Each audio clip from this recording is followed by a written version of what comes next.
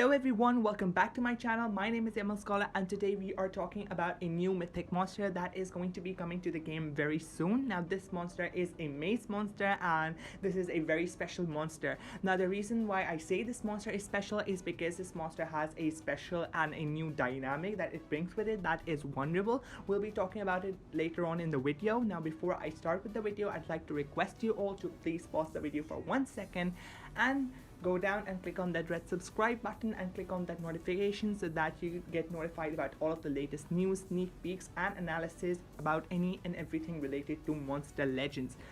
Now the monster that I am going to be talking about today is Metalbeat. Now Metalbeat is a mythic monster as usual, and obviously in a spat we'll have the usual rewards along with the Monster Legends birthday chest, so that's great.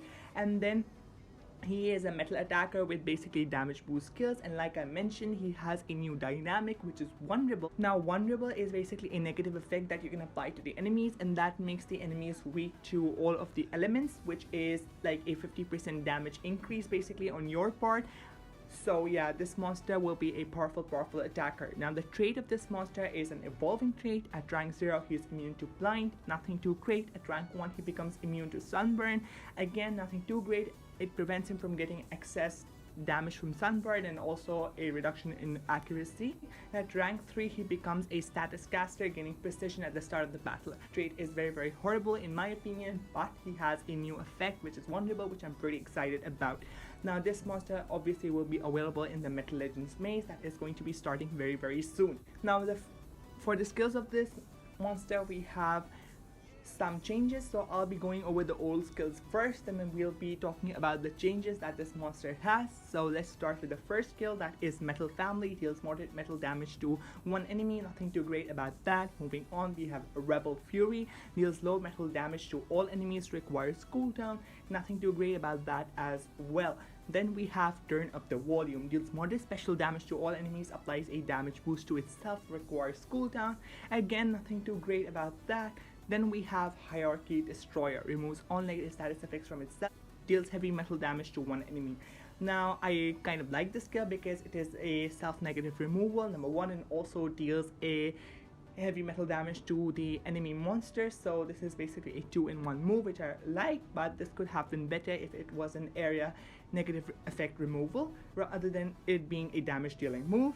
Then we have Don't Step on Me, applies skill mirror to itself, applies double damage to itself, applies guard down to itself, requires cooldown. Now basically this move is a double-edged sword. Now the reason I'm calling this a double-edged sword because you apply guard down to yourself. That means all of the enemy's attacks will be landing on you, no questions asked. And then we have skill mirror as well, which could prove useful in a lot of different situations in which you have like to go up against monsters who deal a lot of damage or have some kind of deny move. So that's pretty great to have skill mirror, and also you have double damage, so you could deal some extra damage in the next turn. Now if this move were to be made better, in my opinion, you could have an extra turn along with this move so that you have a confirmed double damage, then you can do your attack, but that would make this monster too overpowered, so that's why Social Point did not do it, so I can understand.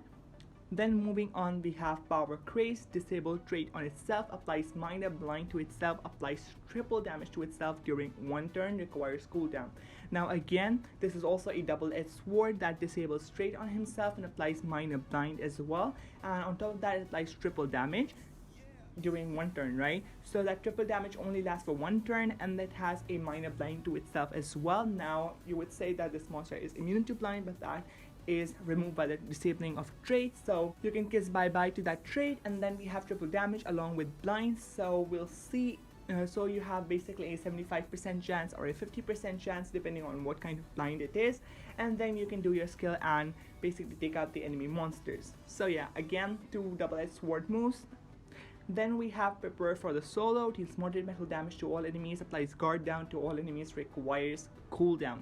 Now again, this is his main AoE knockout move, and yeah, it applies guard down as well, which is pretty great for your denier if your denier is going after your attacker or any of your support monsters. So that's pretty good that it applies guard down as well.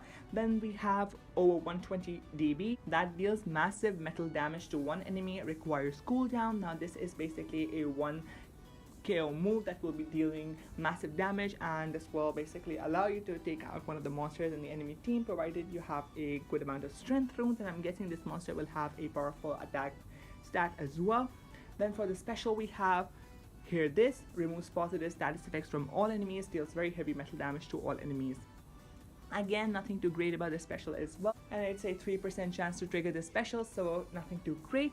But there's a special thing, that is the changes that came after these moves were released. So for the changes, that is basically the updates that we have received that some of the moves will have. That is the skill that we talked about, Don't Step on Me. Before it applies skill mirror to itself, applies double damage, and applies guard down to itself, requires cooldown. Now as I talked about this move, I told you that it was a double-edged sword, but this changes, right? So it is applies skill mirror to itself, applies double damage, and applies vulnerable to itself. Now the guard down was better, right? So basically this move downgraded, because vulnerable, like, it deals a lot of damage to you.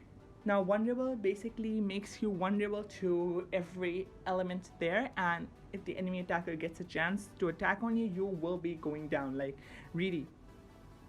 And then, but it applies double damage and skill mirror, so if you have a good amount of health and you somehow survive the enemy monster's attack, you could use that double damage and basically annihilate the whole team with your AoE. Then we have another skill update that is for prepare for this solo. At first it dealt moderate metal damage to all enemies, applied guard down to all enemies, but now it has changed to lo and behold, applies vulnerable to all enemies, requires cooldown, and also deals moderate metal damage to all enemies, which is quite exciting as well, because vulnerable increases incoming damage by 50%, and you'll be dealing more damage along with all of your monsters to the enemy team, so you have basically a good amount of attacking power to annihilate the enemy team. Now as for the runes for this monster, I would recommend 2 strength 1 speed or 2 strength 1 team speed, because this monster is an attacker. You can substitute those runes with 1 attack rune and 2 team speeds, right? I would personally go for 2 strength runes and 1 speed rune or 1 team speed rune, because this monster is an attacker and you need to get ahead and basically kill the entire enemy team before you get killed yourself. So yeah. So for the moves that I would be recommending are obviously prepare for this solo and Don't Step on Me. These are the 2 skills that shine in this monster. Now I said that Don't Step on Me is basically a move that is a double-edged sword, and I get that, but it also have pretty advantages, double damage to you, and also applies skill mirror, so that's pretty great as well. As for prepare for the solo, that is basically an improvement.